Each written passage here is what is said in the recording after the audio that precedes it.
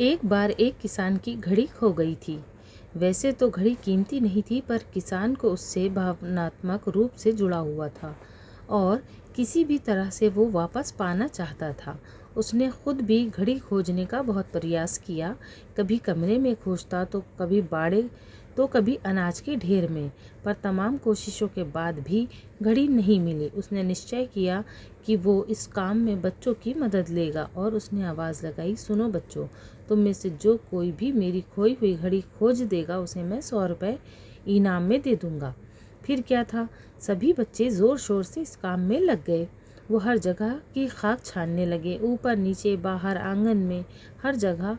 पर घंटों बीत जाने पर भी घड़ी नहीं मिली। अब लगभग सभी बच्चे हार मान चुके थे।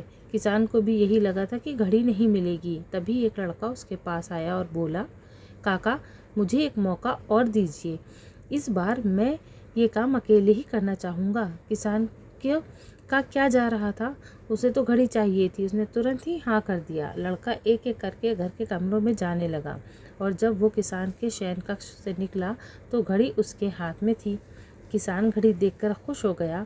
अचरज से पूछा, बेटा, कहाँ थी ये घड़ी?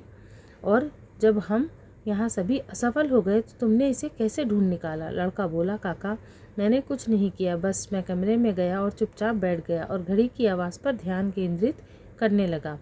कमरे में शांति होने के कारण मुझे घड़ी की टिक टिक सुनाई दे गई, जिससे मैंने उसकी दिशा का अंदाज़ा लगा लिया और अलमारी के पीछे गिरी ये घड़ी खोज निकाली।